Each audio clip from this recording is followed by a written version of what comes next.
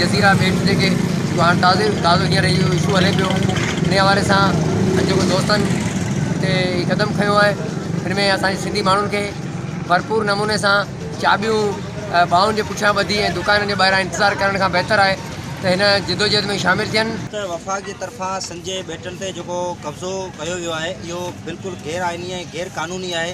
इन्हनि जे ख़िलाफ़ु असां कराची में बि एहतिजाजी मुज़ाहिरा कया, रैलियूं वग़ैरह कढियूंसीं ऐं असां इन जेको खुदे अमल जी सख़्तु मज़म्मत करियूं था।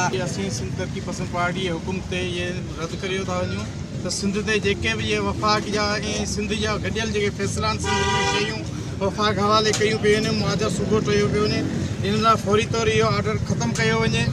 शहर में STP पारां जेको आहे सिंध जे बेटनि ते जेको एहतिजाजी मुज़ाहिरो कयो वियो, उनमें जेके शरीफ़ माण्हू उन्हनि जूं तव्हां ॻाल्हियूं ॿुधियूं, उन जो असां सिंध जे बेटनि ते हरगिज़ जेको आहे कब्ज़ो न ॾींदासीं ऐं सख़्तु मज़ामत कईंदी। सिंध जा जेके वसीला आहिनि उहे जेको बचाया वेंदा ऐं दाहिनि खे कंहिं सूरत में कब्ज़ो न ॾिनो वेंदो। शाख मेमन सिंध टीवी न्यूज़ टंडो बाग।